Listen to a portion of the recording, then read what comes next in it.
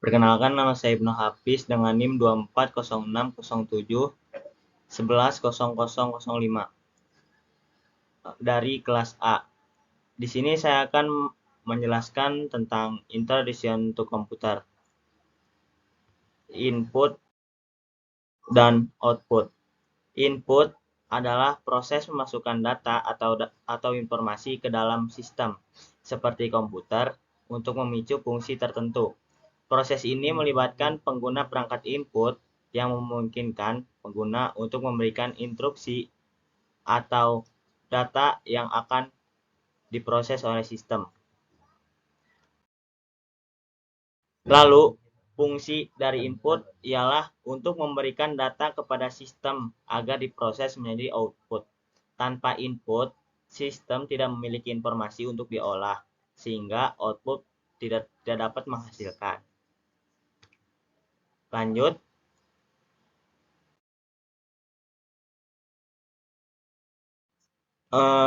Dari input ada jenis-jenis input, yaitu yang pertama keyboard. Keyboard merupakan unit input yang paling penting dalam suatu pengolahan data dengan komputer. Keyboard dapat berfungsi memasukkan huruf, angka, karakter khusus, serta sebagai media bagi user atau pengguna untuk melakukan perintah-perintah lainnya yang diperlukan. Penciptaan keyboard komputer berasal dari model mesin ketik yang diciptakan dan dipatenkan oleh Christopher Latham pada tahun 1868 dan pada tahun 1887 diproduksi dan dipasarkan oleh perusahaan Remington.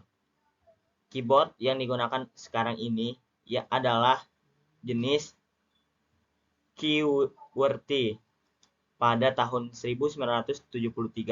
Keyboard ini diresmikan sebagai keyboard standar ISO atau disebut International Standard Organization. Keyboard sekarang yang kita kenal memiliki beberapa jenis port, yaitu port serial, PS2, USB, dan wireless.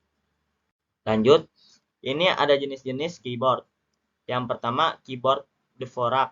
Keyboard Dvorak ialah ia mampu menciptakan kecepatan pengetikan 10-15% serta mengurangi kelelahan tangan.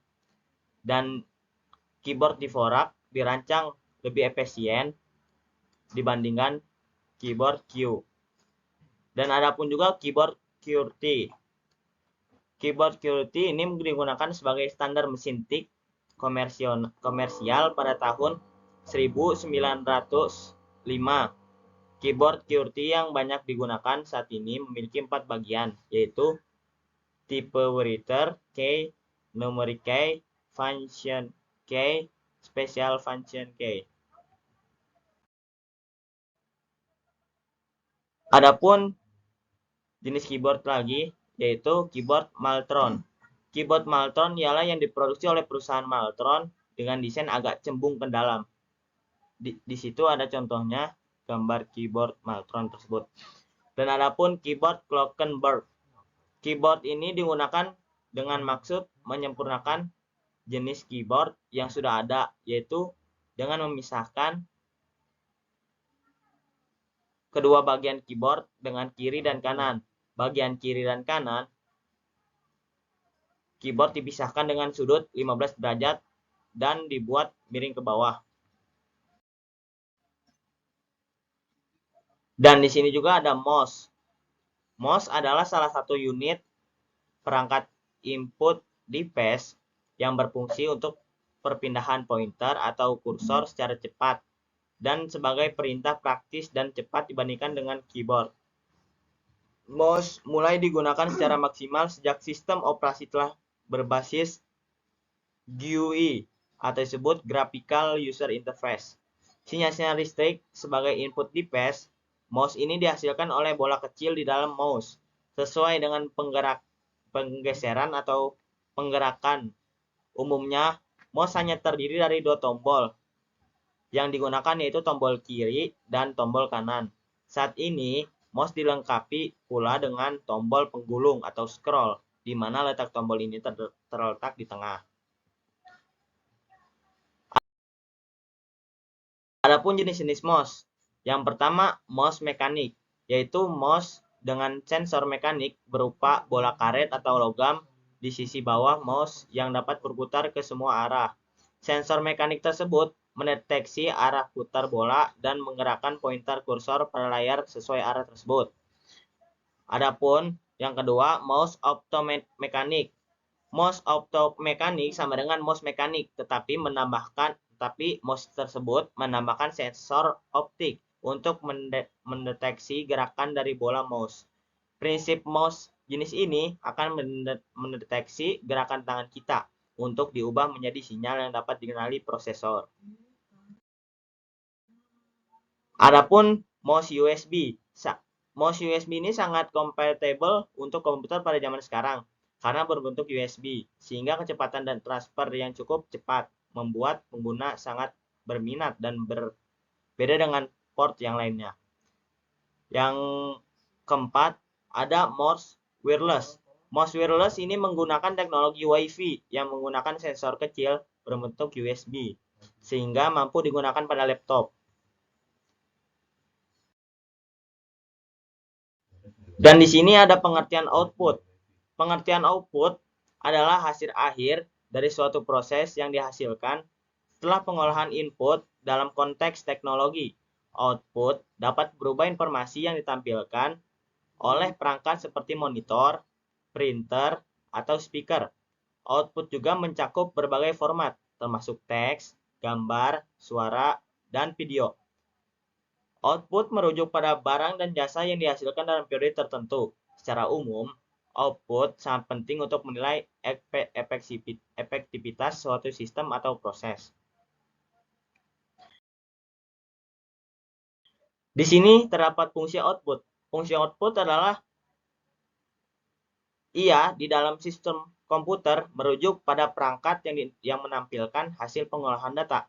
Output device berperan penting dalam menyampaikan informasi kepada pengguna dalam berbagai format seperti teks, suara, atau gambar.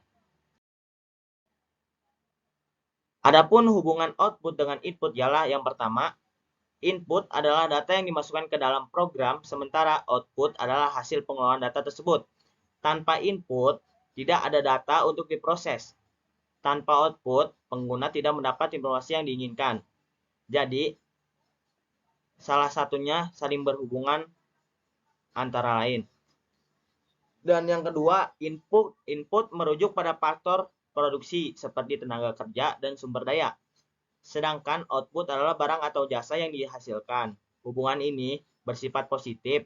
Semakin banyak input yang digunakan, semakin tinggi output yang dihasilkan. Di sini ada monitor. Monitor ialah sejenis komputer yang biasanya dihubungkan pada peranti display, juga dikenal sebagai monitor. Monitor biasanya tersedia dalam tipe dan ukuran karakteristik yang berbeda. Adapun jenis-jenis monitor. Yang pertama, monitor LCD. Monitor LCD ini sebuah jenis media visual yang menggunakan kristal cair sebagai penampil utamanya. Layar LCD ini digunakan pada berbagai alat elektronik seperti televisi, kalkulator, HP, dan layar komputer. Layar LCD ini sangat mendominasikan pemakaian layar pada komputer meja maupun notebook karena memiliki keunggulan yakni membutuhkan daya listrik rendah, bentuk tipis, mengeluarkan sedikit panas, dan memiliki tingkat resolusi yang tinggi. Adapun jenis monitor lainnya seperti monitor CRT atau disebut monitor tabung. Monitor ini menggunakan media tabung sinar katoda.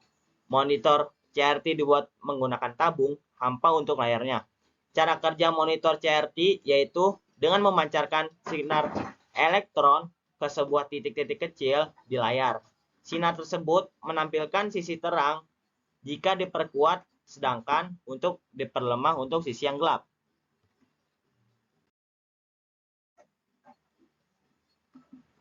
Di sini ada juga disebut monitor LED. Monitor LED memiliki bentuk seperti monitor LCD, namun berbeda. Monitor LED lebih ramping. Monitor LED memunculkan sebuah tampilan pada layar menggunakan emisi cahaya. Monitor LED menggunakan teknologi LED backlight. LED lebih efisien mengeluarkan cahaya. Kelebihan monitor LED juga dari segi konsumsi daya listrik, monitor LED lebih hemat daripada monitor LCD. Namun, kelemahan monitor LED yaitu harga lebih mahal daripada monitor LCD. Ada juga monitor plasma. Monitor plasma itu merupakan monitor yang menggunakan gas neon atau xenon yang diletakkan di antara dua lapisan plat kaca. Pada lapisan gas dialiri listrik yang memberikan reaksi berupa penciptaan piksel. Kualitas gambar lebih baik karena dalam proses pembuatan gambar dilakukan secara langsung tanpa harus diuraikan terlebih dahulu. Monitor plasma ini menggunakan teknologi gabungan antara CRT dengan LCD. Dan di sini juga ada printer. Printer adalah perangkat keras yang berfungsi untuk mencetak dokumen digital menjadi bentuk fisik, baik berupa teks maupun gambar. Printer dapat menghasilkan cetakan hitam, putih, atau berwarna, tergantung dari jenis tintanya yang akan digunakan. Selain mencetak, beberapa model printer modern juga memiliki fungsi tambahan seperti pemindaian dan penyalinan dokumen. Fungsi tambahan seperti pemindaian dan penyalinan dokumen terdapat berbagai jenis printer, termasuk inkjet, laser, dan dot matrix, yang masing-masing memiliki keunggulan dan aplikasi tertentu. Fungsi utama printer adalah untuk mencetak dokumen berdasarkan data yang telah diinput pada perangkat komputer atau laptop. Data yang masih berada di komputer sifatnya masih digital atau maya. Agar bisa dijadikan bentuk fisik, perlu dicetak terlebih dahulu dan data ini bisa berupa tulisan atau grafis.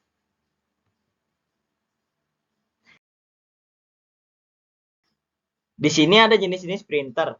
Yang pertama, printer dot matrix. Printer dot matrix yaitu perangkat keras yang bisa mencetak dokumen secara menggunakan pita sebagai alatnya. Hasil cetakan dengan printer model ini tampak kasar dan beberapa kasus ditemukan hasil yang kurang bagus. Oleh karena itu, tidak lagi banyak yang menggunakan printer ini akibat kasus tersebut. Adapun printer laserjet. Printer ini menggunakan model percetakan dengan menggunakan tinta bubuk atau sering disebut pula toner. Perangkat printer ini dioperasikan melalui komponen infrared yang menghubungkan printer dengan komputer. Hasil cetakan yang didapatkan dari printer laserjet memiliki kualitas lebih baik daripada cetakan dot matrix yang masih konvensional. Dan adapun printer inkjet. Printer inkjet ini menggunakan tinta bahan untuk mencetak. Jika dibandingkan dengan printer-printer lain, hasil cetakan printer ini lebih bagus. Waktu yang dibutuhkan untuk proses pencetakan pun lebih cepat sehingga relatif lebih efektif dan efisien. Printer ini pun termasuk jenis paling banyak yang dipakai. Printer inkjet ini dilengkapi dengan tinta yang akan bergerak dan mencetak sesuai banyak pilihan seperti mencetak gambar atau foto. Dan printer ini pun bisa dijadikan untuk scanning atau fotokopi. Dari kesimpulan tersebut, input dan output adalah dua komponen yang sangat penting dalam sistem informasi. Input merupakan data atau perintah yang dimasukkan ke dalam sistem seperti yang dilakukan melalui perangkat seperti keyboard dan mouse. Input ini berfungsi untuk memberikan instruksi kepada sistem agar dapat memproses data lebih lanjut.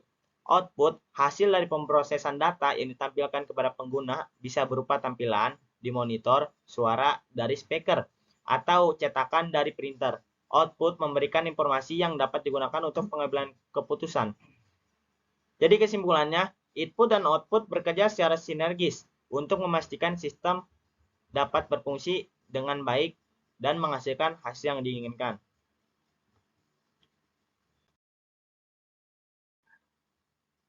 Cukup sekian dari saya, Ibnu Hafiz.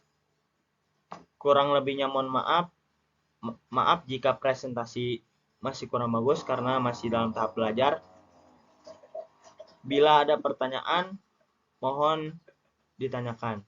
Kurang lebihnya mohon maaf. Billahi taufiq wal hidayah. Wassalamualaikum warahmatullahi wabarakatuh.